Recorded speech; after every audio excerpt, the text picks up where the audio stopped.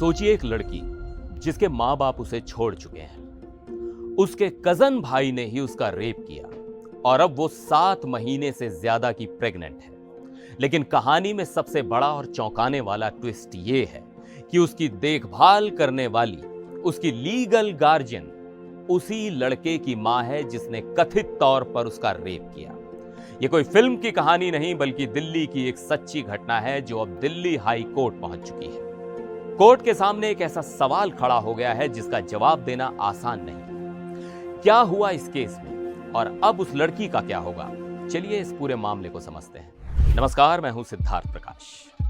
मामला शुरू होता है जब एक नाबालिग लड़की अपनी आंटी के जरिए दिल्ली हाई कोर्ट पहुंचती है। उसकी मांग थी कि उसकी 28 हफ्तों से ज्यादा की प्रेगनेंसी को खत्म करने की इजाजत दी जाए। हमारे देश में कानूनन 24 हफ्तों के बाद गर्भपात की इजाजत खास परिस्थितियों में ही मिलती है। लेकिन कोर्ट के सामने यह केस आते ही मामला और भी ज्यादा उलझ गया। पहला पेंच, लड़की के मां बाप। कोर्ट को पता चला कि इस लड़की को उसके मां बाप दोनों ने छोड़ दिया है, वो बेसहारा है। दूसरा और सबसे बड़ा पेंच, गार्जियन कौन है? लड़की की देखभाल उसकी आंटी कर रही है जो उसकी लीगल गार्जियन भी है, लेकिन यही आंटी उस लड़के की मां भी है जिस पर लड़की के साथ रेप करने का आरोप है।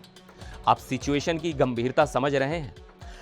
जिस घर में आरोपी है उसी घर में पीड़िता की परवरिश हो रही है और आरोपी की मां ही उसकी रक्षक है।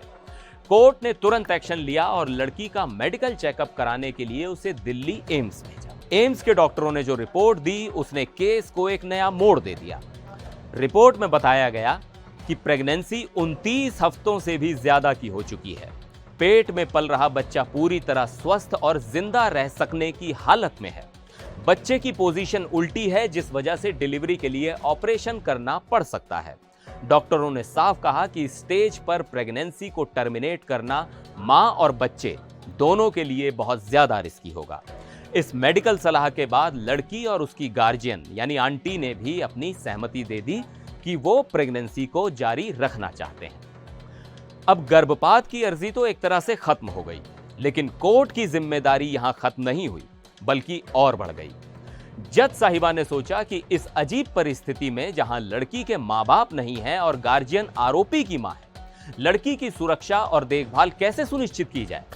कोर्ट ने एम्स से पूछा कि क्या डिलीवरी होने तक और उसके कुछ हफ्ते बाद तक लड़की को हॉस्पिटल में ही रखा जा सकता है, लेकिन एम्स ने बताया कि उनके पास सिर्फ 33 बेड हैं और लड़की को लंबे समय तक रखने से दूसरे जरूरतमंद मरीजों का हक मारा जाएगा।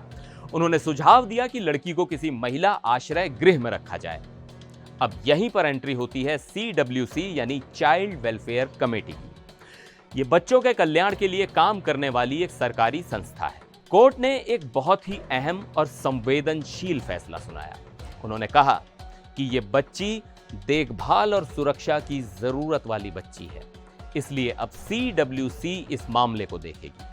लड़की को एम्स से डिस्चार्ज करके CWC के शेल्टर होम निर्मल छाया में भेजा जाएगा और सबसे जरूरी बात, लड़की को CWC के ऑफिस नहीं ले जाया जाएगा बल्कि CWC के सदस्य खुद शेल्टर होम जाकर उससे मिलेंगे और उससे अकेले में बात करेंगे और ये पता लगाएंगे कि क्या वो वाकई अपनी मर्जी से प्रेगनेंसी जारी रखना चाहती है या नहीं। कोर्ट ये सुनिश्चित करना चाहता है कि लड़की पर किसी का दबाव तो नहीं है। क्या वो अपनी आंटी यानी आरोपी की मां के साथ सच में सुरक्षित महसूस करती है? क्या वो बच्चा रखने का फैसला बिना किसी डर के ले रही है? CWC अब अपनी रिपोर्ट कोर्ट को सौंपेगा और उसी रिपोर्ट के आधार पर कोर्ट अपना अंतिम फैसला सुनाएगा कि इस लड़की और उसके होने वाले बच्चे का भविष्य क्या होगा। एक लड़की जिसे समाज और परिवार ने तो अकेला छोड़ दिया, लेकिन अब न्यायपालिका उसकी ढाल बनकर खड़ी है। आगे जो भी अपडेट होगा हम आप तक जरूर पहुंचाएंगे। आप इस मामले में क्या सोचते हैं? कमेंट्स में अपनी राय जरूर बताइएगा। फिर मिलेंगे एक और वीडियो में, तब तक के लिए नमस्कार।